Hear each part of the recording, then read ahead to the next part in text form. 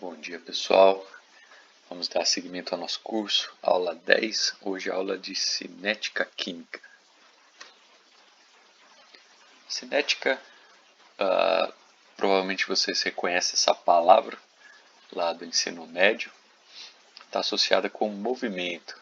Então, movimento em química, o que seria essa ideia de movimento em química? Justamente o estudo da velocidade de reações químicas. Então, cinética química estuda a velocidade de reações químicas e os fatores que vão influenciar a velocidade de reações químicas. Ele também aborda o mecanismo pelo qual reações químicas acontecem. O que significa esse mecanismo? É como se fosse o passo a passo que uma dada reação vai seguir durante a sua conclusão. Por exemplo, quando a gente mostra uma reação como essa daqui, que a gente chama de uma reação global, que ela simplesmente mostra a estequiometria entre reagentes e produtos, essa reação é eficaz para a gente determinar qual que é a proporção com que cada um dos reagentes interage, cada um dos produtos é formado, mas ela não é eficaz para mostrar para a gente qual é o mecanismo, quais são as diferentes etapas que essa reação segue na sua conclusão. Por exemplo, a gente não sabe dizer, por exemplo, se duas moléculas de peróxido, por exemplo, vão reagir com duas moléculas de iodato. De uma vez, todos esses reagentes se encontram em uma única etapa, reagem espontaneamente e formam esses produtos. Dificilmente a reação vai seguir esse mecanismo. Então a cinética química ela aborda esse tipo de estudo também que identifica as diferentes etapas pelas quais uma reação vai seguir. Nesse caso aqui, por exemplo, olha o grau de complexidade dessa reação. Embora a reação global seja relativamente simples, ela passa por uma série de etapas, que a gente chama de etapas elementares ou reações elementares, que envolvem diferentes reagentes e produtos a cada uma das etapas, como a gente pode ver aqui em cada uma delas. Então, cinética química estuda tanto a velocidade de reações quanto o mecanismo e vai estudar também a dependência da velocidade com fatores que são relevantes experimentalmente, coisas que a gente consegue variar no laboratório. Por exemplo, concentração dos reagentes. O que você imagina que vai acontecer com a velocidade conforme eu aumento a concentração dos reagentes? Com a temperatura, se a gente aumenta a temperatura, o que vai acontecer com a velocidade? Fica mais rápida, ou a reação fica mais rápida ou fica mais lenta? E a presença de catalisadores. Talvez você já tenha ouvido falar essa palavra, catalisadores, alguém que catalisa, que promove uma reação. Então, qual que é o efeito de um catalisador numa reação química? Todos esses são aspectos que a cinética química aborda. Agora, como cinética aborda velocidade, a gente vai fazer um paralelo com algo que a gente já conhece, que é a velocidade em cinemática, para compreender bem os conceitos que estão envolvidos com a velocidade de reações químicas. Então, em cinemática, movimento dos corpos, a gente estuda a velocidade com que certos corpos se movimentam. Então, no ensino médio, a gente vê, por exemplo, um bloco se movimentando ao longo de uma rampa inclinada. Você tem uma variação entre energia potencial e energia cinética. E a energia cinética é medida de acordo com a taxa de variação da posição no espaço ao longo do tempo. Então, para isso, a gente dá um exemplo, uma viagem suposta aqui entre Campo Grande e Terenos. Por algum motivo, alguém estava querendo fazer essa viagem aqui para Terenos. E a gente acompanha a posição do carro ao longo do tempo. Desde Campo Grande, que é o ponto inicial, até Terenos, que é o ponto final. Se você fizer esse acompanhamento, você vai ver que a curva tem essas variações aqui, certo? A primeira coisa que a gente pode notar é uma interpretação da inclinação dessa curva. Então vamos dar uma olhadinha. Nessa primeira região que a gente destaca aqui, ó, a gente teve um pequeno deslocamento. Vou até registrar aqui com a caneta. Então, ó, o deslocamento foi relativamente pequeno. Então, ó, ΔX pequeno. E aqui o ΔT foi grande, ou seja, levou um grande intervalo de tempo para percorrer um pequeno intervalo de espaço. Isso significa o quê? Que a velocidade nessa região aqui é lenta. Vamos comparar com essa outra região aqui. Ó. Aqui a variação espacial é maior, ou seja, o carro percorreu uma distância maior num intervalo de tempo menor, ou seja, comparativamente essa velocidade aqui é maior do que essa velocidade. Ou seja, o que isso indica para a gente, num gráfico desse tipo aqui, ó, em que você tem x versus t, quanto maior a inclinação, maior a velocidade. Quanto menor a inclinação, menor a velocidade.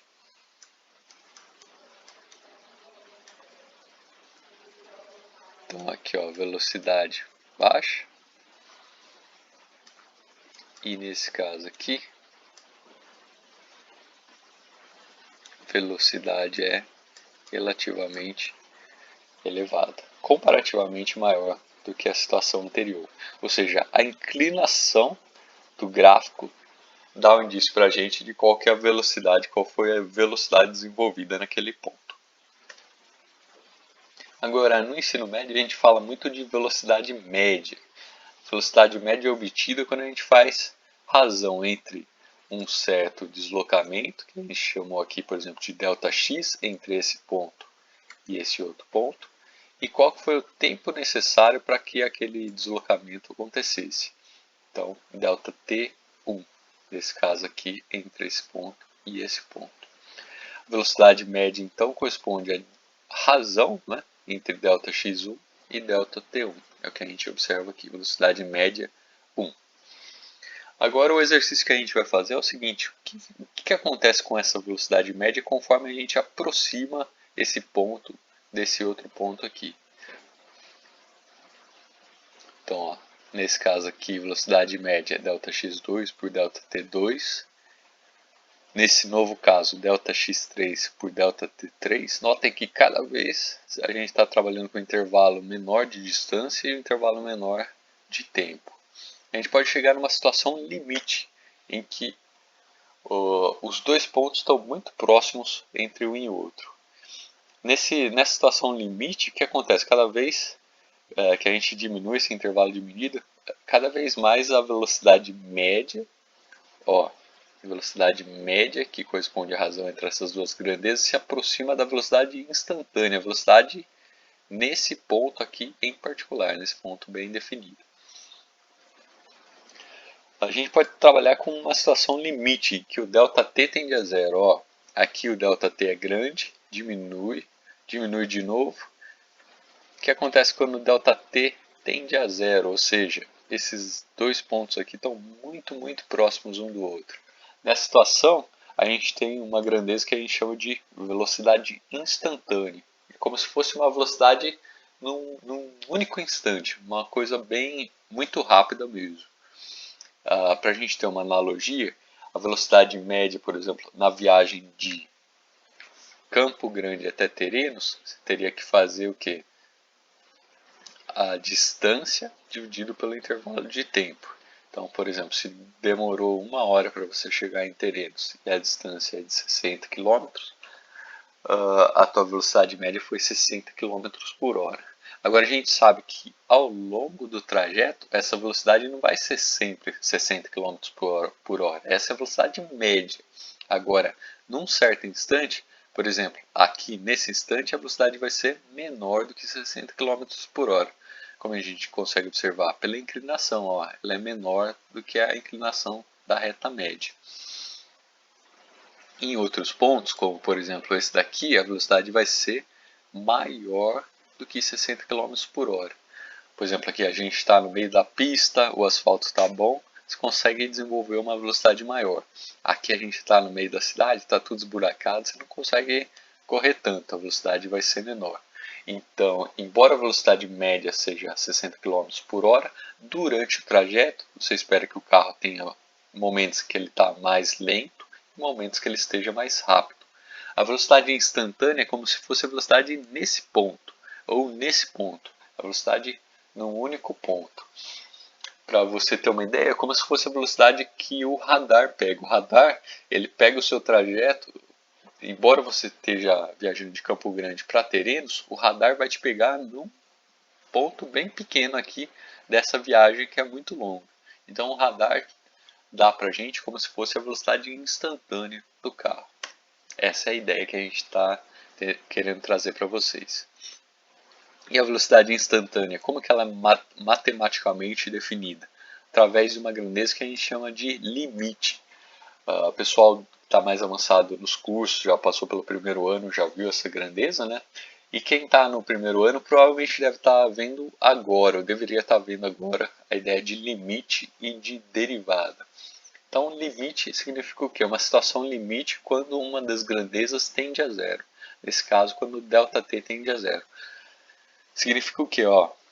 ΔT é essa grandeza aqui. Quando ele tende a zero, significa que a gente está caminhando nessa direção, ou seja, cada vez aproximando mais os pontos, ou seja, cada vez a gente está mais próximo da velocidade instantânea daquele corpo. Então, a velocidade instantânea é o limite quando ΔT tende a zero, dessa razão aqui, ΔX por ΔT. Essa é a definição matemática da velocidade instantânea.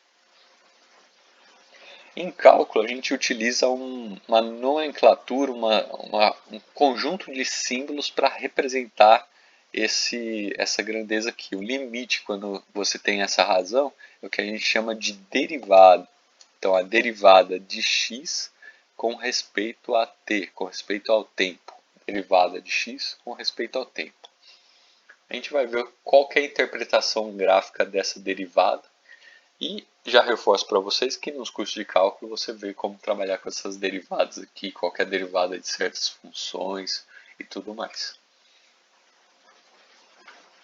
Então, nesse caso aqui, dx por dt, se você avaliar qual que é a inclinação dessa reta aqui, você vai ver que é justamente a inclinação equivalente à da reta tangente no ponto. Então, a reta tangente, provavelmente vocês sabem a definição. Cada ponto aqui, que eu pegar dessa curva, você tem uma reta tangente que passa ao longo daquele ponto. Isso daqui não ficou muito tangente, mas vocês capturaram a ideia, imagino. Então, uma reta tangente é a reta que está que faz exatamente essa inclinação com a curva que a gente está querendo determinar. E a derivada corresponde justamente matematicamente à inclinação dessa reta tangente. Então, a partir daí, a gente graficamente já consegue identificar a velocidade em qualquer ponto dessa curva. Então, aqui, nesse ponto, a tangente que passa tem uma inclinação pequena, consequentemente, a velocidade instantânea vai ser pequena. Já nesse ponto aqui, a reta tangente que passa, ela tem uma inclinação bem maior, consequentemente você vai ter uma velocidade instantânea maior associada a esse ponto. Então essa é a interpretação gráfica para a velocidade, isso num processo de variação espacial, né? Quando um carro viaja de Campo Grande até Terenos. Agora, essas mesmas ideias são válidas quando a gente aborda a velocidade de reações químicas. Só que a grandeza que a gente vai estudar de variação vai ser diferente. Eu pergunto a vocês, qual grandeza varia durante uma reação química? Então, durante o processo de deslocamento, o que varia é a posição espacial do carro. Durante uma reação química, o que varia é o número de mols de reagentes ou a concentração de reagentes. Essas são as grandezas que variam. Então, a gente vai utilizar a mesma abordagem gráfica, os mesmos conceitos matemáticos, só que as grandezas que a gente utiliza são as grandezas de química, que são o número de mols, e, em particular, a concentração é a mais utilizada. Belezinha, pessoal? Então, em reações químicas, o que varia é a quantidade ou concentração de reagentes e produtos. Então, se eu quero saber a velocidade de uma reação, eu posso, por exemplo, avaliar a quantidade dos reagentes e como essa quantidade dos reagentes está variando ao longo do tempo. Se essa variação é rápida, significa que a reação é rápida. Se a concentração dos reagentes varia de forma lenta, significa que a velocidade é lenta. Então, taxa de variação de um dado reagente ou produto é o que corresponde à variação da quantidade de reagente ou produto durante um certo intervalo de tempo, dividido por aquele intervalo de tempo. Isso daqui é como se fosse a nossa velocidade média, a primeira grandeza que a gente comentou lá atrás. Então, note que sempre que a gente fala de variações médias, a gente utiliza esse delta aqui. Então, delta N por delta T, ou o delta da concentração do reagente dividido pelo delta T.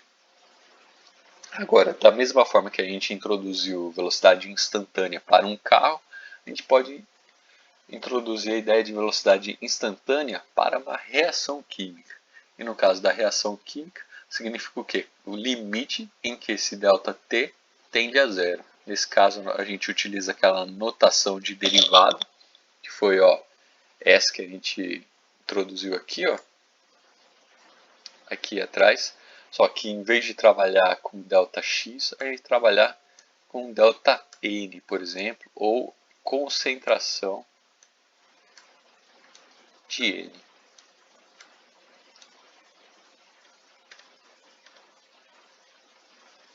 Então, a velocidade de um reagente é a derivada da concentração do reagente em função do tempo, e a velocidade de formação de um produto, por exemplo, a derivada da concentração do produto em função do tempo.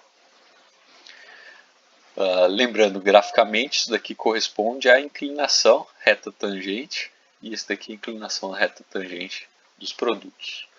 Uma coisa que eu chamo a atenção para vocês, todos os cálculos que a gente vai fazer aqui no curso são feitos utilizando análises de concentração. Então a gente sempre trabalha com concentração quando está trabalhando com velocidade de reações. Então fiquem bastante atentos a esse detalhe, né? E na lista de exercícios, nas provas que a gente vai realizar.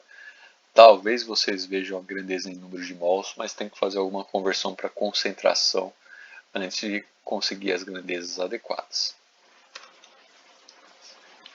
Vamos dar um exemplo de comportamento gráfico para entender a velocidade de reações e como essa velocidade de reações está associada com as curvas de variação ao longo do tempo para uma dada reação.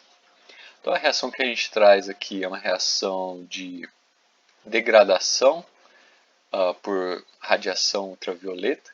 Então a gente tem aqui a molécula do etano, C2H6. Quando exposta à radiação ultravioleta, por exemplo, a radiação que vem do Sol e que machuca a nossa pele, por exemplo, o C2H6 é uma molécula desse tipo aqui,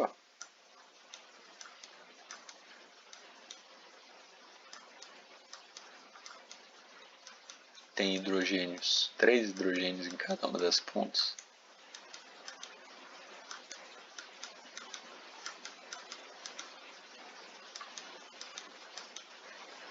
O que a radiação ultravioleta faz é o seguinte, ela tem energia suficiente para quebrar essa radiação, essa ligação aqui. E quando ela quebra essa ligação, os elétrons que antes estavam participando da ligação, são os elétrons covalentes, eles passam a estar disponíveis só para o carbono central aqui. E esse composto, aqui, CH3 com um ponto, é o que a gente chama de um radical. Um grupo radical químico. Radical por quê? Porque é uma molécula muito reativa. Esse radical ele interage muito facilmente com outras moléculas. Esse elétron não ligado e desemparelhado, ele é muito reativo. Então ele quer interagir com outras moléculas, com outros átomos, e ele vai interagir muito facilmente, quebrando ligações, formando novas ligações. Por isso que é tão perigoso a formação desses radicais. Então quando a gente se expõe a radiação ultravioleta, a nossa pele, por exemplo, forma um monte desses radicais. Esses radicais vão quebrar moléculas importantes, como as moléculas de DNA, que são responsáveis pelas informações das nossas, a troca de informações nas nossas células, né? A troca e armazenamento de informações nas nossas células. Isso faz com que aconteçam erros de cópia, que eventualmente podem gerar mutações indesejáveis. Por isso que quando a gente se expõe ao sol, é importante a gente fazer isso com algum grau de proteção, utilizar um fotoprotetor, um protetor solar.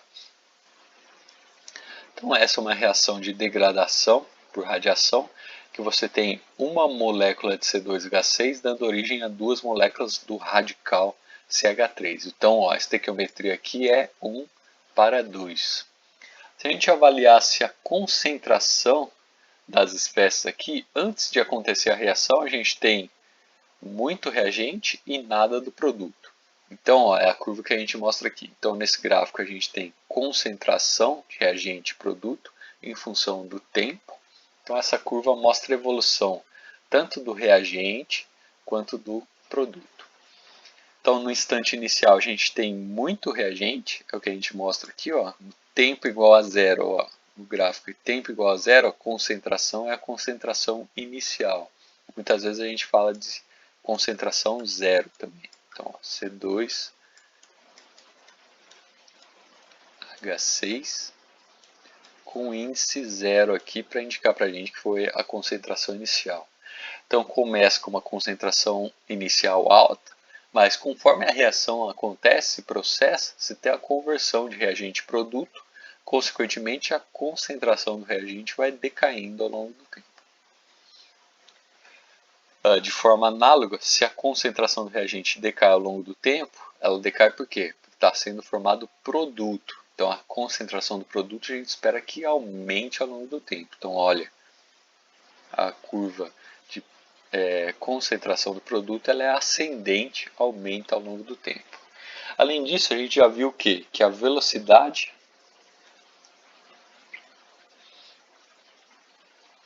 ela é dada pela inclinação da reta. Lembra que a nossa notação, então, ó, por exemplo, a velocidade do reagente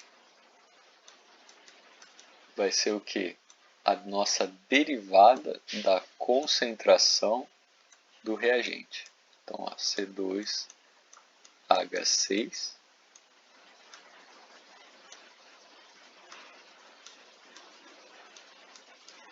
em função do tempo.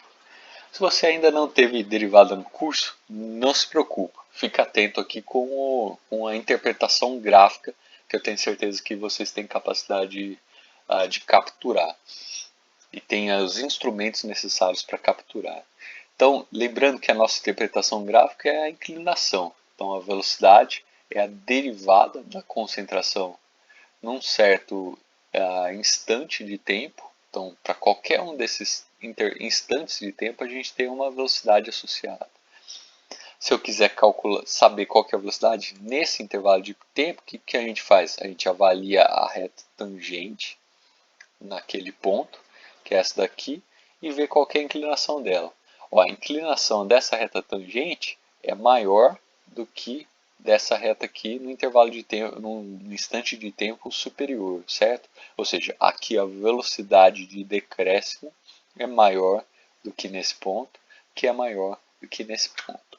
Então, a primeira coisa que a gente observa é que a velocidade de consumo do reagente ela decai ao longo do tempo. Além disso, essa velocidade ela é menor que zero. Tá? Por quê? Porque a inclinação aqui é negativa. Note que a concentração diminui ao longo do tempo. Então a velocidade é negativa. A velocidade faz aquela grandeza diminuir ao longo do tempo. Então nesse caso aqui dos reagentes, velocidade negativa. A espécie está sendo consumida, a concentração dela cai ao longo do tempo. Já no caso dos produtos, a situação é a oposta.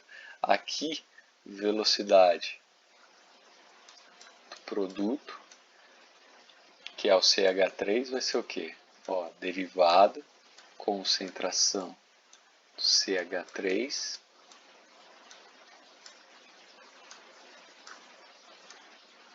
em função do tempo.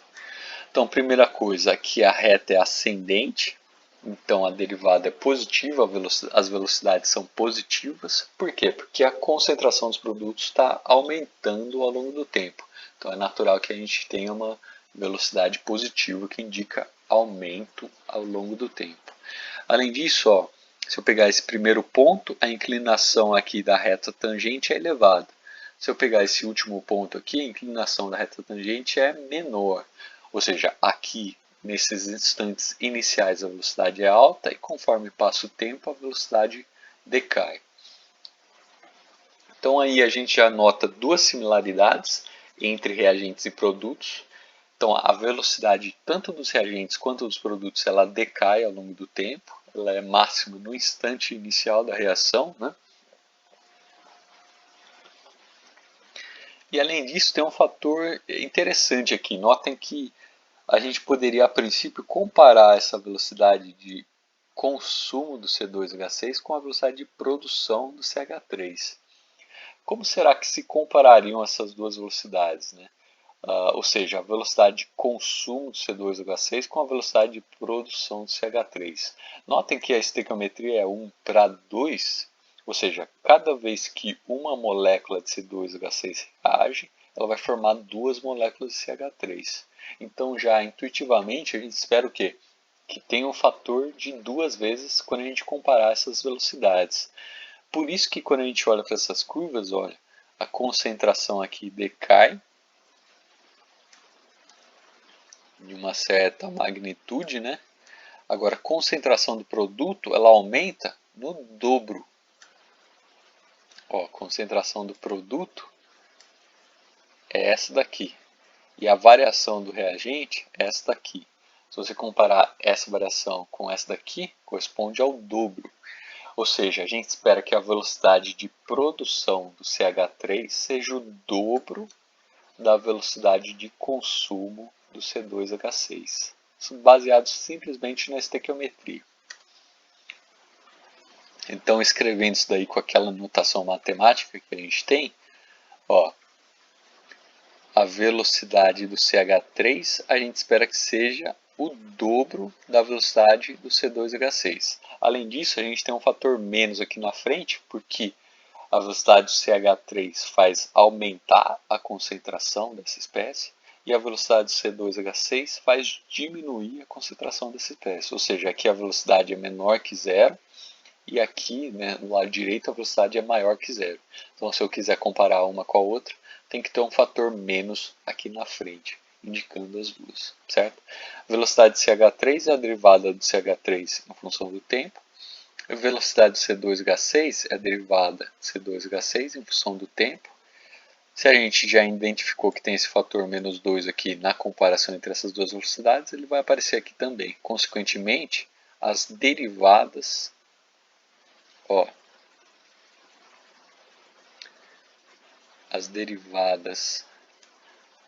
guardam essa relação. Então, a derivada do CH3 em função do tempo corresponde a menos 2 vezes a derivada do C2H6 em função do tempo. O que isso daí significa para a gente graficamente? Se eu pegar essa inclinação aqui, ó, se você analisa essa inclinação e ela te dá um valor de menos 4, isso significa o quê? Que a inclinação para o produto, que é essa outra curva, que está aqui em cima, ela vai ser mais 8. Ou seja, a inclinação aqui é maior em módulo do que essa inclinação aqui e é maior 2 vezes pelo fator estequiométrico. Nota que essa reação é relativamente simples, ela tem só um reagente e um produto. Agora, quando a gente trabalhar com reações mais complexas, que envolvem uma série de reagentes e produtos, essas comparações já ficam mais complicadas. Por isso a gente introduz uma ideia generalizante, que é o que a gente chama de velocidade global de reação. Então, como a gente indicou, as velocidades podem ser positivas ou negativas e, além disso, elas vão depender dos coeficientes estequiométricos. Se um certo reagente, produto, tem um coeficiente estequiométrico maior, a velocidade de variação dele vai ser maior do que a dos pares reagentes e produtos. Então, para isso a gente introduz uma velocidade global, que é como se fosse uma velocidade padrão, uma velocidade normalizada, uma velocidade para a reação em si, e não uma velocidade de cada reagente ou produto individualmente. Então, essa velocidade global ela é definida matematicamente de uma forma bem simples. Então, a gente tem de novo aqui a velocidade dos reagentes ou produtos, e o que a gente faz é dividir pelo coeficiente estequiométrico. Então, ó, lembra que aqui o CH3 ele tem uma velocidade maior porque ele tem um coeficiente estequiométrico 2, já que a velocidade é menor porque o coeficiente estequiométrico é 1. Então, o que a gente faz para normalizar a velocidade da reação é dividir a velocidade de C2H6 por 1 e a velocidade do CH3 por 2. Dessa forma, a gente tem uma velocidade para reação e não uma velocidade de reagentes e produtos individuais, certo? Então, aqui, ó, dr dt, derivada da concentração do reagente em função do tempo, que é a velocidade do reagente, você divide pelo coeficiente estequiométrico do reagente. E tem um sinal menos aqui na frente, por quê? Porque essa é uma velocidade negativa. Então, um fator a mais na nossa normalização é colocar o menos aqui na frente. Então, para reagentes, a gente vai utilizar uma expressão desse tipo. E para produtos, a gente utiliza uma expressão desse tipo aqui. Então, a derivada da concentração do produto em função do tempo, você divide pelo coeficiente estequiométrico do produto.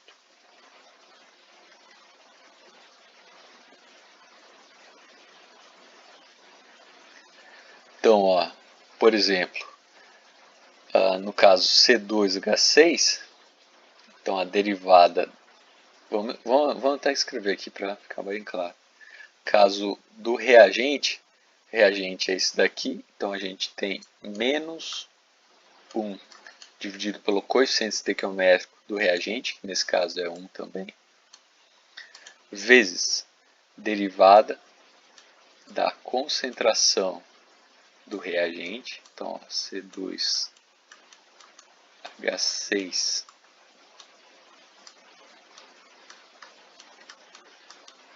dt.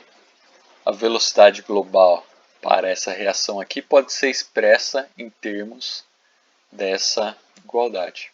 Então, aqui já dando um exemplo para uma reação em particular, que é essa reação aqui. Então, você pode utilizar tanto o reagente quanto o produto. Se você fosse utilizar o produto, seria o que? Nesse caso, produtos, então o sinal é positivo. 1 dividido pelo coeficiente estequiométrico, nesse caso aqui é 2, vezes derivada da concentração do CH3,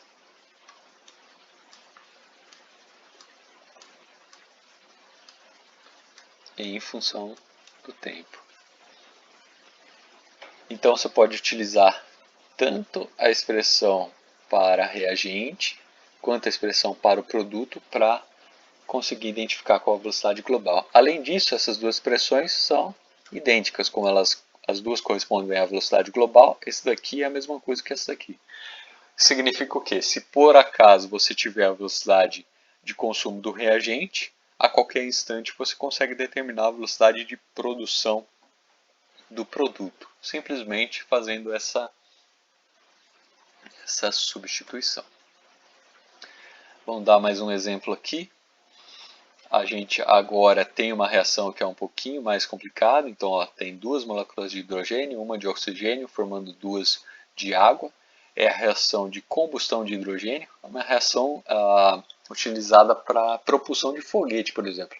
Foguetes que a NASA lança para a Lua, para Marte e tudo mais, utilizam o combustível, a reação entre hidrogênio e oxigênio. Uma reação, retomando conceitos que a gente viu na aula anterior, que tem um ΔH, uma variação de entalpia menor que zero, ou seja, uma reação exotérmica, libera calor, de menos 286 kJ por mol, ou seja, o produto formado ele vai absorver esse calor e vai sair na forma de vapor com muita energia, por isso que ela é utilizada para a propulsão de foguetes. Como que a gente avalia essas ideias de velocidade para uma reação como essa daqui? Então, pela estequiometria, a gente tem formação de água está associada com o consumo de hidrogênio e de oxigênio. Pelos coeficientes estequiométricos, a gente já consegue fazer avaliações simples. Olha, como o coeficiente aqui é 2 e aqui é 2, ou seja, os coeficientes são iguais, significa o quê? Que a velocidade de consumo de hidrogênio é a mesma que a velocidade de formação de água, pelo coeficiente igual. Além disso, aqui a gente tem um coeficiente 1 e aqui um coeficiente 2. Isso indica para a gente que a velocidade de formação de água é o dobro da velocidade de consumo de oxigênio. Então notem como os coeficientes são importantes. Na dúvida, se você não consegue fazer isso daqui de forma imediata, visual, escreve essas formulinhas aqui que vai ficar bem claro. Então, no caso do hidrogênio, tem a derivada do hidrogênio em função do tempo, o menos na frente, porque é um reagente, 1 dividido pelo coeficiente estequiométrico, 1 dividido por 2. Para o oxigênio, coisas similares, só que a gente tem um fator 1 aqui, que é o coeficiente estequiométrico é 1. Já no caso da água, ele é um produto, então a gente tem positivo aqui, 1 dividido pelo coeficiente estequiométrico, que é 2, vezes a derivada da água no tempo. Então, por exemplo, se você tiver a velocidade da água e quiser calcular a velocidade do hidrogênio, simplesmente correlacionar essas duas expressões aqui. Notem que tem uma igualdade que iguala todos esses termos, ou seja, esse termo aqui é a mesma coisa que esse termo aqui. Então, se você conhece a velocidade da água, você consegue calcular rapidamente a velocidade do hidrogênio. Nesse caso aqui, ó, como o fator que multiplica antes aqui é meio e aqui é meio, uma velocidade se correlaciona com a outra por um fator de menos 1, ou seja, a velocidade de hidrogênio é menos a velocidade da água, o negativo da velocidade da água. Ou seja, a velocidade de consumo do hidrogênio é o negativo da velocidade de produção da água diretamente, não tem nenhum fator de proporcionalidade. Ou seja, o fator de proporcionalidade é 1. Então, esse é o tipo de expressão que a gente utiliza quando a gente quer comparar velocidades de reagentes e produtos com diferentes coeficientes estequiométricos e quando a gente quer saber também a velocidade global de uma certa reação, que é uma grandeza padronizada, normalizada. A gente falou de velocidade de reação, falta definir qual é a unidade da velocidade de reação.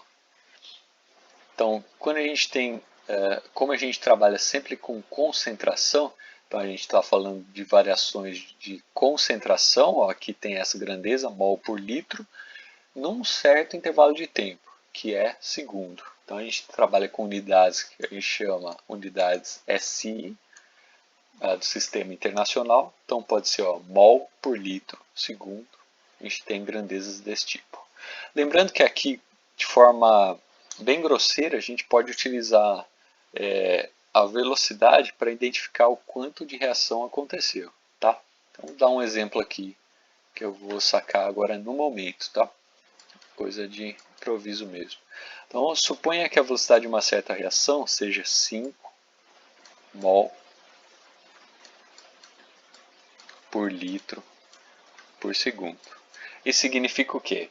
Que a cada segundo que passa, a gente tem 5 mol por litro acontecendo. 5 mol por litro de reação aconteceu.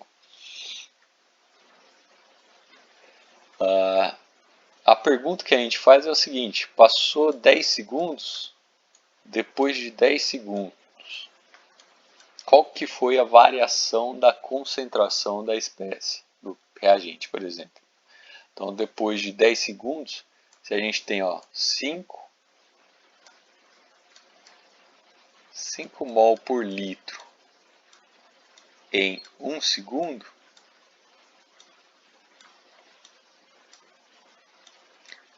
depois de 10 segundos, a nossa variação foi de x.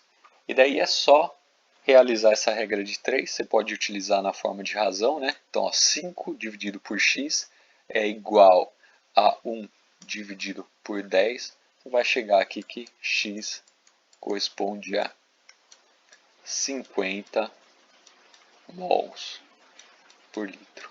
Essa foi a variação da concentração durante esse intervalo aqui de 10 segundos. Se você conhecer também o volume, você consegue a variação em número de mols. Então, esse é um exemplo de cálculo que você pode realizar com essas grandezas. Belezinha, pessoal? Então, essas são ideias básicas que correlacionam o comportamento gráfico de reações químicas com o comportamento gráfico que a gente já conhecia lá de cinemática e introduz as grandezas importantes: velocidade de reação, consumo dos reagentes, produção dos produtos, a velocidade de cada um desses processos e como elas estão relacionadas entre si. E, em particular, no final dessa explanação, a gente definiu a velocidade global de reação, que corresponde a uma velocidade normalizada. Normalizada pela velocidade de consumo de reagente, normalizada pelo coeficiente estequiométrico, e a mesma coisa para cada um dos outros reagentes e produtos. Então, essa grandeza é uma grandeza global, ela vale para a reação, ela não é específica para cada um dos reagentes. E essa velocidade global de reação ela é importante para a gente porque ela segue algumas leis, que a gente chama de leis de velocidade.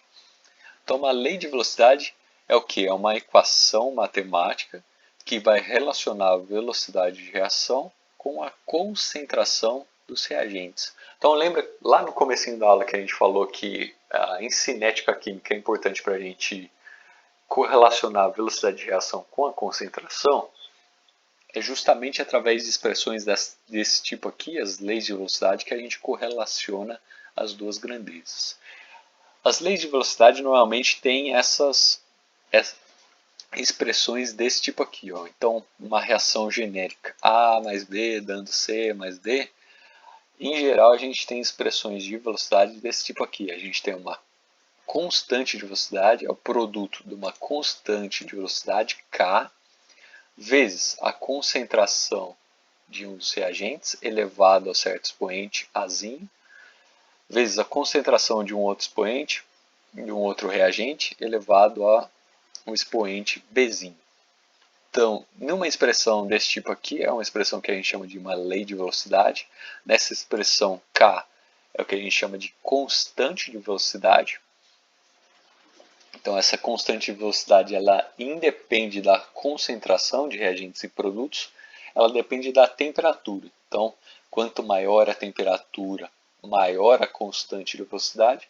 Se eu aumento a constante de velocidade, consequentemente aumento a velocidade da reação. Então, constante de velocidade e velocidade da reação guardam essa relação direta de proporcionalidade.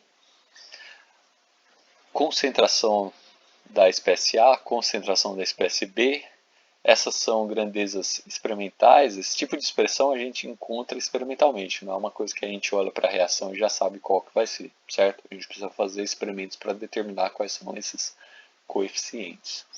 E esses coeficientes têm um nome em particular, que é o que a gente chama de ordem de reação.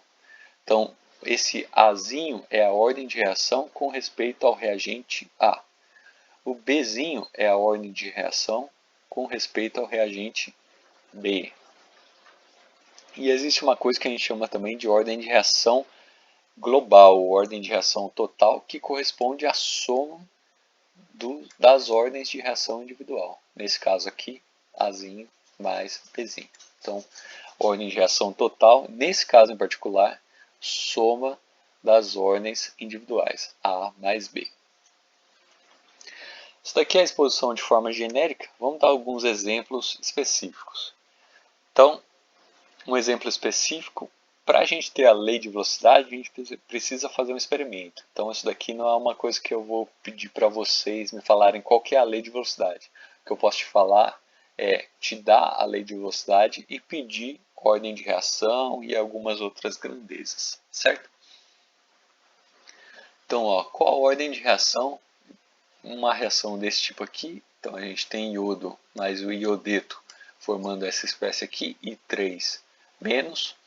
Determinou-se experimentalmente que a velocidade global dessa reação segue a seguinte lei matemática. Então, uma constante de velocidade vezes concentração do iodo vezes a concentração do iodeto. ordem de reação com respeito a iodo. Então, ordem de reação é o que? Aquele expoente que está elevando a concentração. Se aqui não tem nada no expoente, significa que a gente está elevando a 1. E a mesma coisa desse outro lado. Então, aqui está elevado a 1, aqui está elevado a 1. Ordem de reação com respeito a iodo vai ser o quê? Vai ser 1. Ordem de reação com respeito ao iodeto e menos vai ser 1 também, porque é o expoente associado ao iodeto. Ordem de reação global vai ser o quê? 1 mais 1, que é 2. Então, simplesmente olhando para a lei de velocidade, você consegue determinar cada uma dessas grandezas.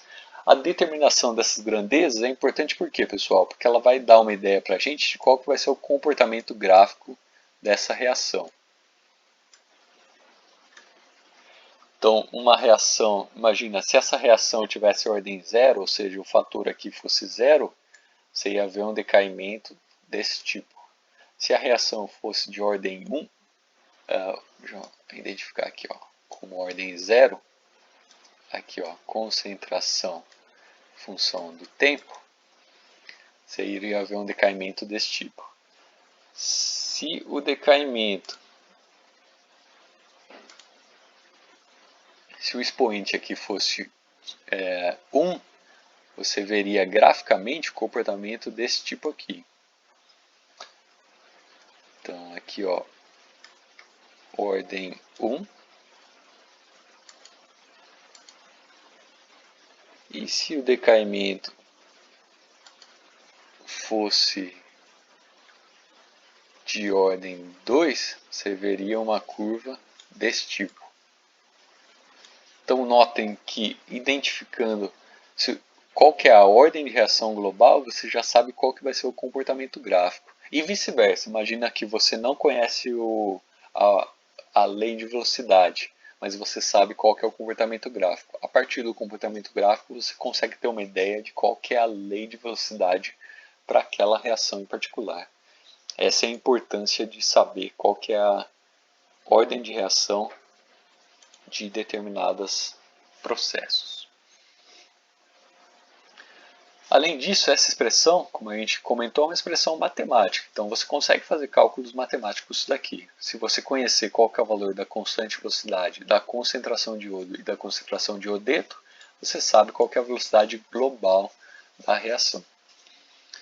Então, imagina que a gente tem um certo experimento sendo feito, o engenheiro registrou os seguintes valores de concentração para essa reação. Então, no tempo igual a 10 segundos, esse é um instante de tempo que a gente vai determinar a velocidade. A concentração de iodo foi 0,5, concentração de iodeto foi 0,4 e a concentração de I3- foi 0,7. Qual é a velocidade de reação global nesse instante de tempo? Se a gente quiser determinar isso daí, é simplesmente substituir aqui na expressão de velocidade cada uma das grandezas. Então, se a constante de velocidade for K igual a 2 litros por mol segundo menos 1, significa o quê? O K a gente vai substituir por 2, concentração de iodo a gente substitui por 0,5 e a concentração de iodeto a gente substitui por 0,4. A gente faz isso daí, a gente tem velocidade igual K vezes a concentração do iodo vezes a concentração do iodeto.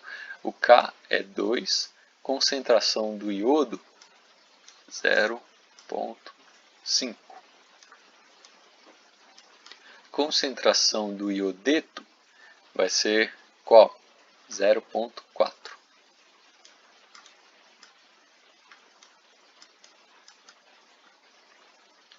Isso daqui vai dar para a gente o quê? 2 vezes meio dá 1. 1 vezes 0,4 dá 0,4. Essa é a velocidade global. Qual que é a unidade de velocidade de reação? Vocês lembram? Mol por litro vezes segundo. Então notem que, embora essa expressão seja uma expressão algébrica, ela não tem números imediatamente associados, você pode substituir números encontrados numa reação durante o experimento aqui em cada um dos valores para encontrar um valor numérico para a velocidade num certo instante de tempo. Nesse caso aqui foi um tempo igual a 10 segundos. Além disso, lembrando que essa velocidade global se correlaciona com a velocidade de reagentes e produtos através dessas expressões aqui, das derivadas, você pode encontrar a velocidade para cada um dos reagentes e para cada um dos produtos também. Nesse caso aqui, como os coeficientes são 1, a velocidade vai ser diretamente relacionada com a velocidade global. Então, uma relação direta. A velocidade de produção de I3- no instante de tempo 10 segundos é igual a 0,4 mol litro por segundo. Certinho, pessoal? Uma última coisa que a gente não comentou aqui, mas é importante também, em alguns casos o produto também entra nessa lei de velocidade. Quando ele não entrou, o que significa? Significa que a gente tem aqui o produto de I3- elevado a zero. Tudo que está elevado a zero é a mesma coisa que 1. Então, esse produto aqui, tá? Então, concentração de I2 elevado a 1, vezes concentração de iodeto elevado a 1, vezes concentração de I3- elevado a zero. Ou seja, isso identifica que a ordem de reação com respeito ao reagente I3- é zero nesse caso. Por quê? Porque ele não participa da lei de velocidade.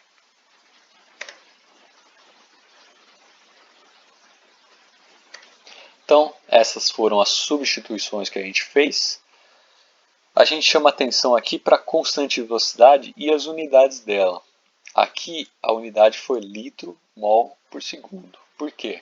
Porque a expressão da lei de velocidade é essa daqui. Ó. A gente tem mol por litro e aqui a gente tem mol por litro por segundo. Então, para que a constante de velocidade tenha a unidade adequada, a gente tem que fazer a análise dimensional de acordo com essa expressão. Agora, diferentes expressões vão ter uma dimensão diferente para a constante de velocidade. Aí você pode fazer para esse caso aqui em particular e ver qual que vai ser o resultado. Esse é um outro exemplo que a gente dá. A reação é hidrogênio mais bromo formando 2 ácidos bromídricos. A lei de velocidade aqui é o que? Constante de velocidade vezes a concentração de hidrogênio elevado a 1. Significa o quê? Que a ordem de reação com respeito ao hidrogênio é 1. Concentração do bromo está elevado a meio, 0,5. Então isso significa que a ordem de reação com respeito ao bromo é 0,5. A ordem de reação global vai ser 1 mais 0,5. Notem que o HBr ele não aparece nessa lei de velocidade. Consequentemente, a ordem de reação com respeito ao HBr é 0. Então essas são as formas de interpretar esse resultado. Essas ideias para essa reação em particular. Quando a gente comentou de leis de velocidade, existem alguns casos principais, casos em que a ordem de reação é muito bem definida. Então a gente vai dar alguns exemplos aqui. Esse daqui já é uma cinética um pouquinho mais avançada. Quem já teve derivada, então vou escrever aqui os conceitos que você precisa ter para entender assim profundamente o que a gente vai falar aqui. Quem já estudou derivadas no curso de cálculo 1, cálculo 2, e a resolução de EDOs, que são equações diferenciais ordinárias, tem as ferramentas necessárias para entender completamente isso daqui.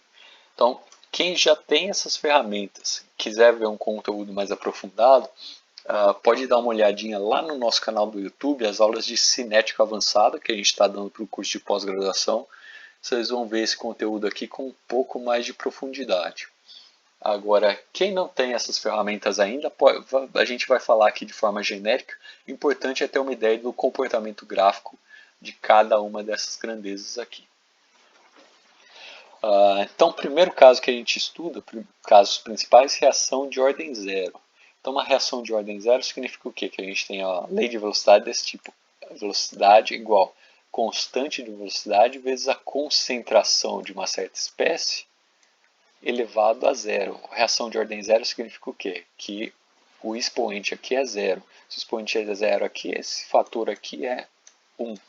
Então, ele não faz parte da reação. Então, interpretação gráfica, interpretação numérica para a gente, ó, velocidade igual a uma constante. A velocidade de reação é constante. Então, a velocidade não varia ao longo do tempo para uma reação desse tipo. Se eu tivesse que fazer um gráfico aqui, ó, de velocidade de reação em função do tempo, essa velocidade é constante. Então, seria uma coisa desse tipo. Lembrando que velocidade se correlaciona com a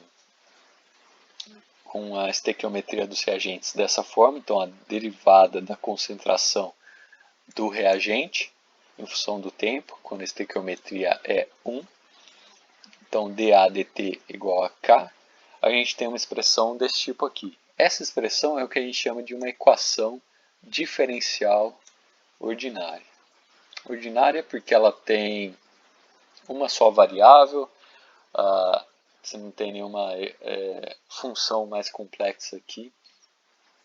Então, na hora de resolver esse tipo de equação, o que você faz? A gente faz o que a gente chama de isolamento de variáveis. Então, você vai ter aqui, ó, derivada da concentração de A é igual a menos K vezes a derivada do tempo.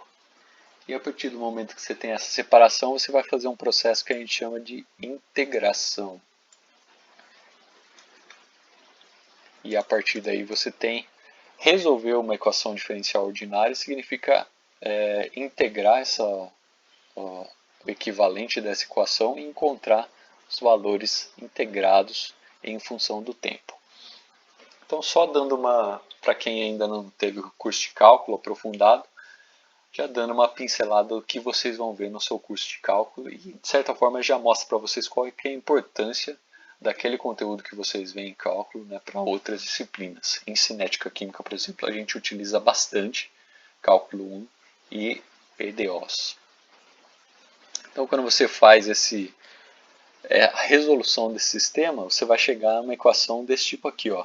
Ela relaciona a concentração de A ao longo do tempo em função da constante de velocidade e o tempo de reação. Então, nesse caso aqui, ó, concentração. O importante é você olhar para a equação e conseguir identificar qual que é o comportamento gráfico dela.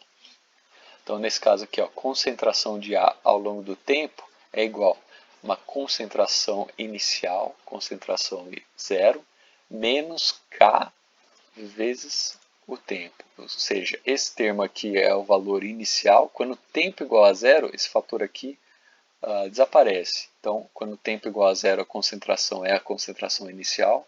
Então, num gráfico de concentração em função do tempo, esse ponto aqui inicial é a concentração inicial da espécie A.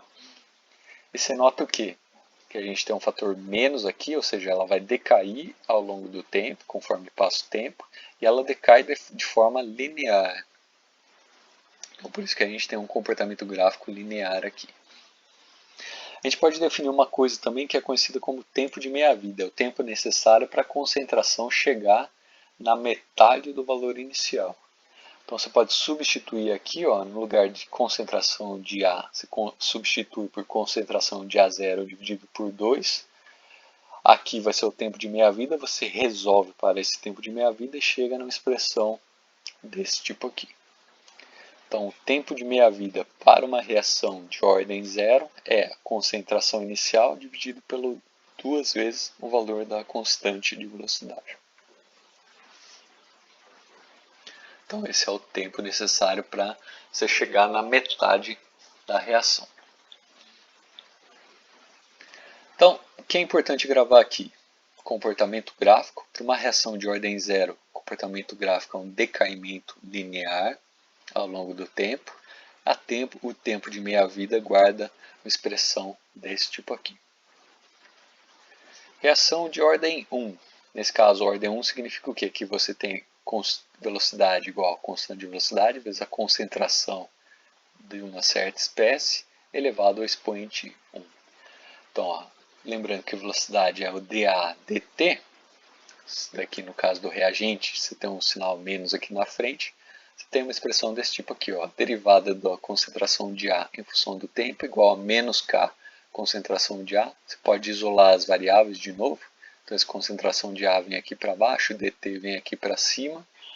Essa é uma equação diferencial ordinária. Resolver ela significa encontrar a função de A que faz com que essa igualdade seja verdadeira.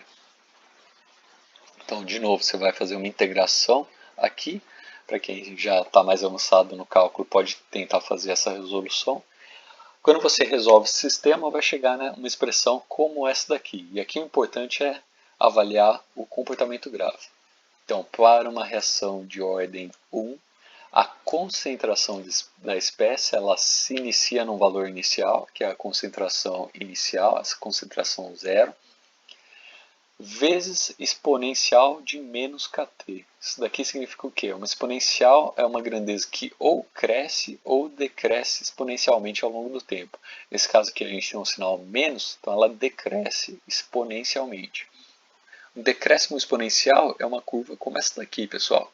Então você tem um decaimento que é inicialmente bastante acelerado e ele vai desacelerando ao longo do tempo. Esse é um decaimento exponencial. Então, exponencial de menos k vezes t. De novo, quando a gente fala que k é constante de velocidade, ela dá uma ideia para a gente da velocidade de reação. Se a constante de velocidade fosse maior, vamos escrever aqui, ó, um k maior, significa que esse decaimento é mais rápido. Tá? E vamos dar um exemplo paralelo. Se a constante de velocidade for menor, esse decaimento é mais lento. Então essa é a forma gráfica de interpretar um decaimento exponencial com diferentes constantes de velocidade. Quanto maior a constante de velocidade, mais rápida a reação, isso significa o quê? Que o reagente ele é mais rapidamente consumido, ou seja, a concentração dele decai mais rapidamente ao longo do tempo.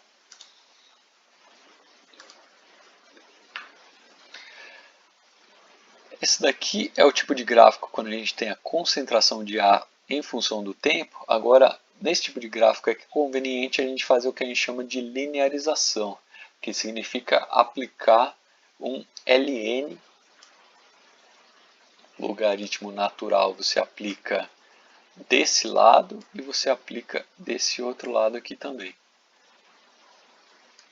Então, quando você faz a aplicação desse ln, ó, você vai ter ln da concentração de A é igual.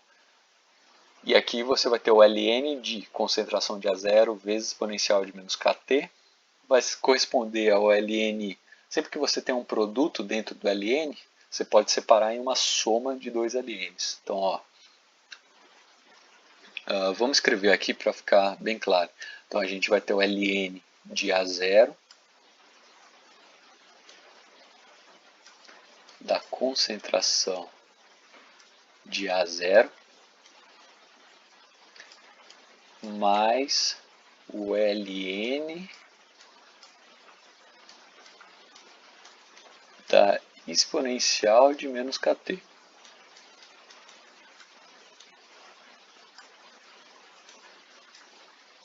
Agora notem o quê? Que ln e exponencial são funções inversas. Então, uma cancela a outra, o ln cancela o exponencial e a única coisa que você vai ter sobrando aqui é o argumento. Por isso que a gente tem esse fator menos kT aqui. Então, ó, esse primeiro fator aqui corresponde a esse. E esse segundo fator aqui corresponde a esse daqui. Isso daqui é uma expansão do ln. Muitos de vocês já comentaram que estão vendo funções em cálculo. Provavelmente o professor de vocês mostrou como que a gente faz esse tipo de processo correlaciona funções e funções inversas, tá? O importante aqui é ver o resultado final. A gente tem ó, Ln da concentração de A igual Ln da concentração de A0 menos Kt. Notem que se a gente chamar isso daqui de Y, a gente chamar isso daqui de Y0, a gente tem uma equação da reta. Y igual Y0 menos Kt. Y é quem? Ln de A. Então, ó, se você fizer um gráfico aqui ó, de Ln de A, esse fator, esse intercepto aqui é o Ln de A0, e um gráfico desse tipo aqui dá um decaimento linear ao longo do tempo, como essa expressão demonstra para a gente. Além disso, para uma reação de ordem 1, você pode substituir aqui nessa expressão o tempo de meia-vida. Você vai substituir aqui ó, a concentração de A, você vai colocar a concentração de A0 dividido por 2, resolve esse sisteminha aqui e chega nessa expressão para o tempo de meia-vida. É o Ln de 2 dividido pela constante de velocidade.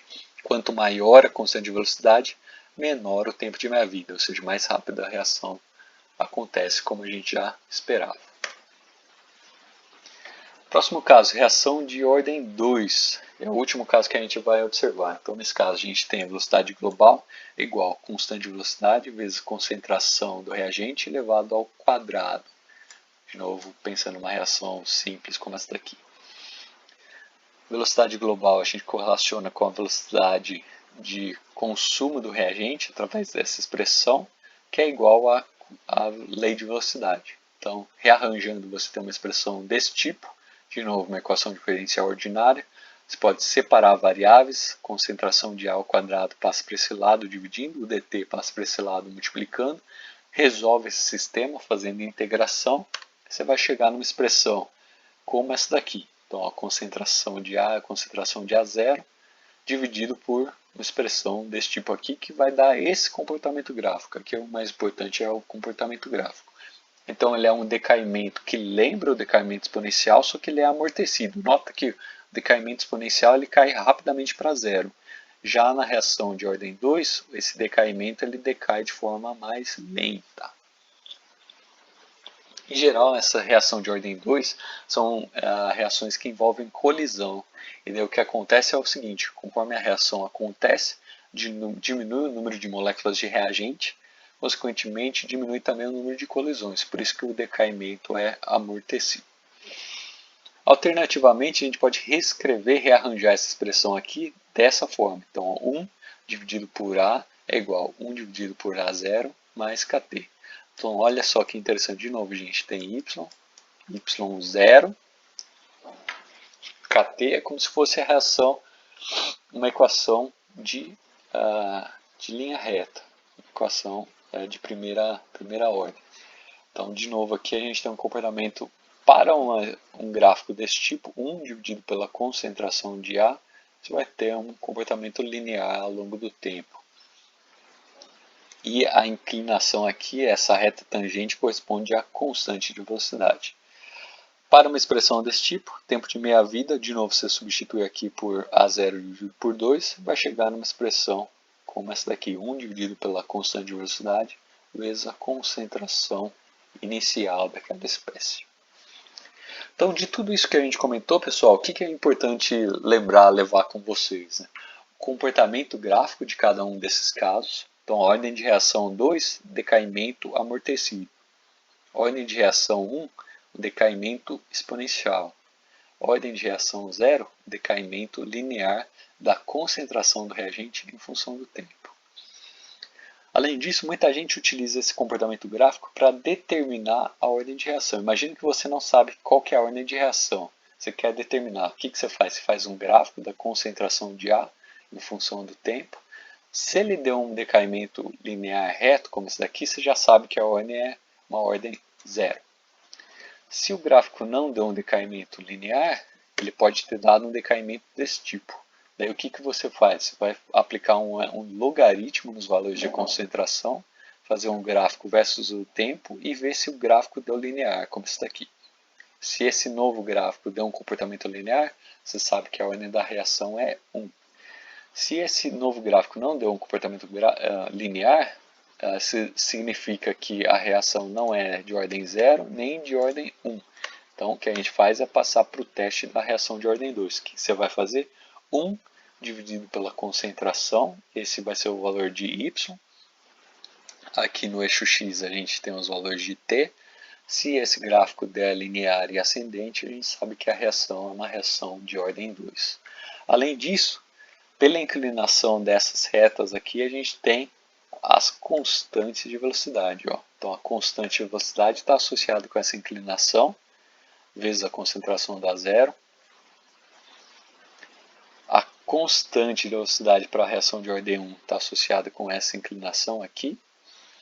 E a constante de velocidade para a reação de ordem 0 está associada com essa inclinação aqui. Então, através da inclinação de gráficos desse tipo aqui, a gente consegue determinar experimentalmente qual que é a constante de velocidade. E constante de velocidade é uma grandeza que é bastante importante na hora de caracterizar uma reação. Por exemplo, se eu falo para vocês que uma reação é relativamente rápida ou uma relativamente lenta, essa comparação é baseada na constante de velocidade. Uma reação que tem uma constante de velocidade maior é uma reação mais rápida. Uma reação que tem uma constante de velocidade mais pequena vai ser uma reação mais lenta. Beleza, pessoal? Essa é a parte mais corpuda, mais de conteúdo de cinética química. E agora a gente traz a última parte que vai correlacionar velocidade com outros fatores, em particular a variação de temperatura e a presença ou ausência de um catalisador. Essa relação com temperatura provavelmente já é uma coisa intuitiva para a gente. Por exemplo, se você comprar uma Marmitex, imagina que você não come essa Marmitex, você deixa ela do lado de fora da geladeira, deixa em cima do balcão. Depois de um dia ou 2 dias, você vai ver que a Marmitex apodreceu, não é uma coisa muito bacana, né? Que aconteceu uma série de processos químicos lá, que foram realizados por micro-organismos, que geraram a decomposição daquele alimento. Agora, o que acontece quando você coloca aquela Marmitex dentro da geladeira? Você continua com os micro-organismos lá dentro, só que a velocidade dos processos é muito menor. Por isso que passa 2 dias, 4 dias, você abre a Marmitex e o alimento ali ainda está íntegro. Por quê? Porque a velocidade dos processos de decomposição foi menor dentro da geladeira. Então, intuitivamente, é uma coisa que a gente já tem no nosso dia a dia, a velocidade das reações químicas, a gente espera que ela aumente com o aumento da temperatura. Então, sabendo isso, é simplesmente estudar o que está por trás desse fenômeno, né? E qual que é a expressão matemática que correlaciona a velocidade de reação com temperatura dos frascos. Então, quando a gente fala de velocidade de reações, uma coisa muito importante é avaliar por que algumas reações são lentas e outras reações são rápidas. O que está associado com isso daí? Então, um caso que a gente traz aqui para vocês é a reação do octano, a molécula que está associada com a gasolina. Reação de combustão com oxigênio é uma reação que a gente viu na aula anterior de termoquímica e que ela é muito exotérmica, ela libera uma quantidade de calor muito grande. Agora, isso significa o quê? Que uma reação como essa daqui, de combustão da gasolina, ela é bastante espontânea. Agora eu pergunto para vocês, se você tiver um galão de gasolina, você abre esse galão de gasolina, deixa ele exposto ao oxigênio atmosférico. Ele pega fogo espontaneamente? Porque ele vai se incendiar, vai explodir espontaneamente? Talvez vocês não tenham feito isso daí, mas por isso que a gente consegue andar com o carro com alguma segurança, abastecer o carro, porque a gasolina ali, em contato com o oxigênio do ar, ela não pega fogo espontaneamente. É preciso fornecer uma energia inicial para que essa reação aconteça. Então, essa energia inicial que a gente precisa fornecer para a reação começar a acontecer é o que a gente chama de uma energia de ativação. Então, qual que é essa energia de ativação para a gasolina ou para a reação de combustão da gasolina?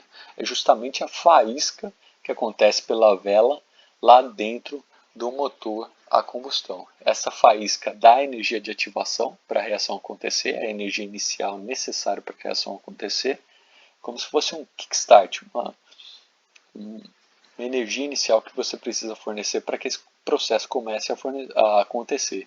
Agora, notem, depois que a reação começa a acontecer, pelo fato dela ser bastante exotérmica, ela mesmo já gera o calor necessário para a sua continuidade. A gente pode representar essa energia de ativação em termos de um gráfico desse tipo aqui. Então, nesse gráfico a gente tem energia de reagentes e produtos em função do grau de avanço de reação, tá? Então, vou escrever aqui como grau de avanço da reação.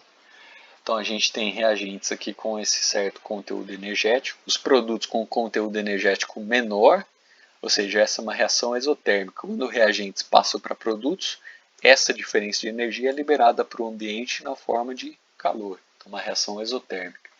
Agora, o que a gente chama a atenção aqui é o seguinte: para você passar de reagentes para produtos, você precisa passar por um morro de energia, uma coisa que a gente chama de um estado de transição.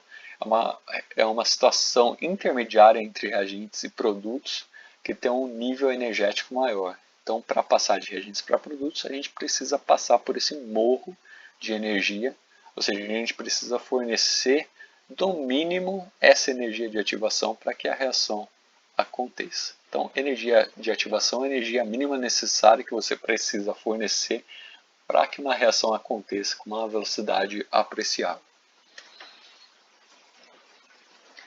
Quanto maior a temperatura, maior será a chance de colisão entre as moléculas e, além disso, quanto maior a temperatura, maior a velocidade média das moléculas. Consequentemente, a energia das colisões vai ser maior. Se a energia das colisões é maior, pode ser que essa energia seja grande o suficiente para passar por essa barreira de energia. Por isso que quando a gente aumenta a temperatura, a gente aumenta a velocidade das reações. Por quê? Porque uma maior fração das moléculas vai ter energia maior do que essa energia de ativação. Então esse é o efeito da temperatura. A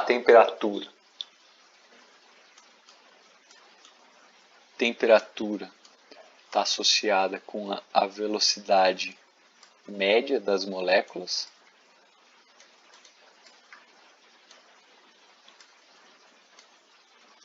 que está associada com a energia das colisões. Então, quando eu aumento a temperatura, a gente aumenta a velocidade média das moléculas de um certo becker, de um certo recipiente reacional. Se você aumenta a velocidade das moléculas, quando elas colidirem, essa colisão vai ter uma energia maior. Pode ser que essa energia maior seja suficiente para passar essa barreira de energia. Por isso que com o aumento da temperatura a gente aumenta a velocidade das reações. Velocidade das reações. Então, essa é a cadeia de raciocínio que explica a relação entre o aumento da temperatura e o aumento das velocidades de reação. Como a gente falou anteriormente, quando a gente fala de leis de velocidade, a gente tem expressões desse tipo. E como a gente comentou, a constante de velocidade ela independe da concentração, mas ela depende da temperatura. Então, o fator temperatura está incorporado aqui dentro dessa constante de velocidade. E a forma como a temperatura influencia a constante de velocidade é através dessa expressão aqui. Então, a gente tem constante de velocidade igual a é um número, que é o que a gente chama de fator pré-exponencial, está associado a colisões. Então, quanto maior o número de colisões, maior esse fator pré-exponencial, vezes exponencial de menos energia de ativação, dividido por R vezes T. Então, notem que a gente tem aqui um fator menos.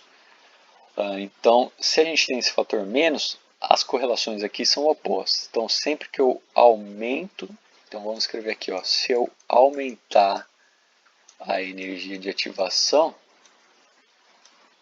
isso vai fazer com que a constante de velocidade aumente ou diminui? O que vocês acham?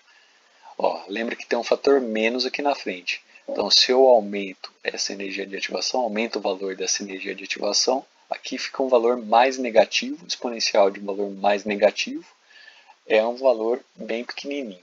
Então, aumento da energia de ativação faz diminuir a constante de velocidade.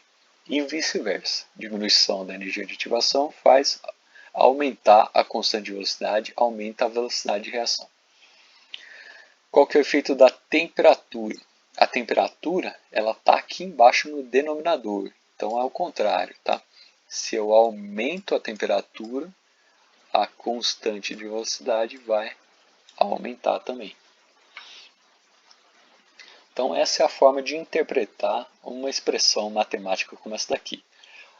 Isso daqui eu tenho certeza que vai ser valioso, essa interpretação vai ser muito valiosa para todos vocês do curso de engenharia e curso de exatas. Sempre que a gente vê expressões matemáticas como essa daqui, você precisa conseguir interpretar as variações. Então, por exemplo, constante de velocidade igual a vezes exponencial de menos EA sobre RT.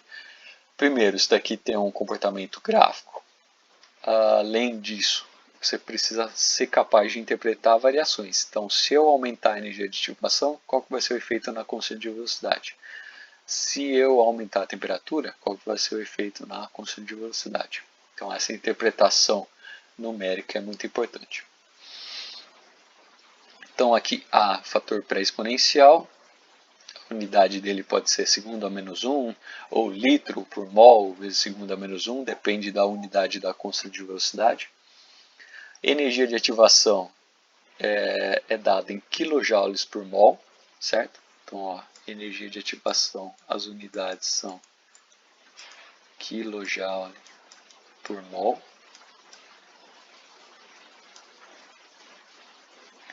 E T, a temperatura, a gente utiliza unidades Kelvin. Então, graus Celsius mais 273,15. Isso daqui dá a unidade Kelvin. R, a constante dos gases, a unidade que é 8,314 joule por mol por Kelvin.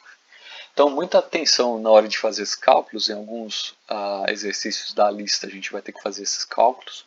Aqui está em joules, aqui está em kilojoules, então tem que fazer uma conversão. Além disso, em alguns casos é conveniente você aplicar o ln nessa expressão aqui. Quando você aplica o ln, você vai ter uma coisa desse tipo. ln de K é igual a ln de A. ln da exponencial é a função aplicada no inverso da própria função. Então vai ser o argumento que está lá dentro. Então, ó, menos EA sobre RT. Uma expressão desse tipo aqui, ela tem um comportamento gráfico. Significa o que para a gente? Se você fizer um gráfico, é o que a gente chama de linearização dessa expressão.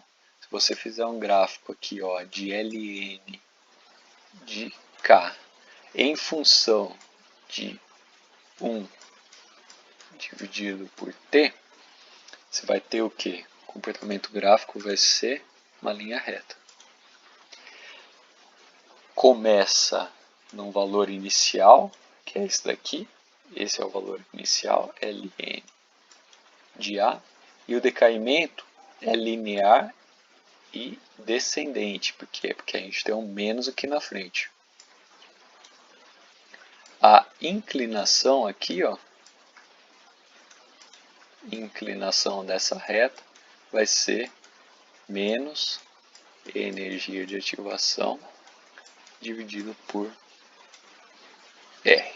Então, se você avaliar, se você fizer um gráfico desse tipo aqui, ln da constante de velocidade em função de 1 dividido pela temperatura, nota que aqui o tesão é temperatura, não é tempo, tá? Nota que às vezes o pessoal confunde essas duas grandezas. A inclinação de uma reta desse tipo aqui, experimentalmente obtida, vai dar menos energia da ativação dividido por R. Ou seja, através de um gráfico desse tipo aqui, você consegue determinar a energia de ativação de uma certa reação. Uma reação que tenha uma energia de ativação pequena, ó, energia de ativação alta, constante de velocidade baixa, ou seja, a velocidade é lenta. Então, se uma reação tem uma energia de ativação pequena, significa que a constante de velocidade é alta, a reação é relativamente alta, relativamente rápida. Então, essa é a interpretação que a gente viu ao longo do tempo. A velocidade das reações aumenta exponencialmente com o aumento da temperatura. Isso é o que a gente chama de equação de Arrhenius, essa expressão que a gente está vendo aqui. Isso vai explicar o exemplo da comida da Marmitex que a gente deixou fora ou dentro da geladeira. Quando a gente deixa ela fora da geladeira, a temperatura é muito mais alta. Se a temperatura é mais alta, isso faz com que a constante de velocidade dos processos seja mais alta, consequentemente a velocidade mais rápida. Isso faz com que a comida estrague mais rapidamente. Por fim, pessoal, existem formas de acelerar uma certa reação. Para isso a gente utiliza substâncias, compostos que a gente chama de catalisadores. Catalisadores são substâncias, compostos que aceleram uma certa reação. E como que ela vai acelerar a reação? Lembra que a velocidade ela é proporcional à constante de velocidade. E a constante de velocidade ela é inversamente proporcional à energia de ativação. Ou seja, sempre que eu diminuo a energia de ativação, eu aumento a constante de velocidade. Então o catalisador funciona justamente através desse procedimento. Ele vai diminuir a energia de ativação. Lembra que a gente falou que a energia de ativação corresponde a essa energia aqui, necessária para subir o morro de energia? Essa energia aqui é a energia de ativação. Diminuir a energia de ativação significa o quê? O catalisador, ele de certa forma, estabiliza essa espécie intermediária. Ele diminui a energia dessa espécie intermediária, consequentemente a energia de ativação decai. Se esse valor aqui é menor, pela interpretação numérica que a gente viu, sempre que eu diminuo a energia de ativação, a gente aumenta a constante de velocidade, consequentemente a gente aumenta a velocidade das reações. Então, o catalisador é uma substância que atua diminuindo essa barreira de energia. Consequentemente, faz com que um número maior de moléculas tenha energia suficiente para passar essa barreira e ser convertido a produtos. Um exemplo de catalisador que pode ser fácil de identificar para vocês, né, coisa cotidiana do dia a dia, é o catalisador de carros. O carro ele tem um catalisador lá no carburador, depois onde vai passar os gases que saem lá do motor a combustão, que vai fazer a conversão, por exemplo, dessa molécula, o CO, monóxido de carbono, que é um veneno, é muito, muito ruim para o ser humano, né? Faz a conversão de CO na presença de oxigênio à molécula de CO2. Essa reação em condição gasosa, ou seja, se ela fosse depender da interação direta entre essa molécula e essa molécula na fase gasosa, ela seria muito lenta. O catalisador, o que ele faz? Ele promove uma superfície de encontro. É como se fosse uma balada onde duas pessoas vão se encontrar e eventualmente reagir. Então ela promove um local de encontro para duas moléculas e além disso ela estabiliza essas moléculas numa coisa que a gente chama de adsorção. Então essas moléculas se adsorvem na superfície. Quando elas se adsorvem, a energia delas diminui. Então a gente tem essa situação. E quando elas se encontram com essa situação de energia diminuída, você tem uma energia de ativação menor, que faz com que a velocidade da reação seja maior. Então o catalisador ele diminui a energia de ativação e além disso ele não participa ativamente da reação, ele não é consumido durante a reação, ele se regenera depois da reação. Outro exemplo de catalisador bastante utilizado industrialmente é o catalisador é utilizado na reação de Haber-Bosch, de conversão de nitrogênio em amônia. Processo industrial muito importante, fundamental nos dias atuais, né, para a produção de fertilizante que vai vir da amônia, que vem do nitrogênio. E esse processo passou a ter um grande desenvolvimento a partir da descoberta do catalisador de ferro, que foi descoberto por Haber-Bosch, que tem um vídeo bastante interessante desse processo e do funcionamento do catalisador. É muito interessante, recomendo que todos vocês vejam. Beleza, pessoal? Esse era o conteúdo da aula de hoje, cinética química. A partir da próxima aula a gente já trabalha com a ideia de equilíbrio químico, reações reversíveis. Então, bons estudos a todos. Mantenham o ritmo de estudos, é muito importante agora nesse período terem consistência na visualização das aulas e nos estudos, tá, pessoal? E a gente está à disposição para todas as dúvidas.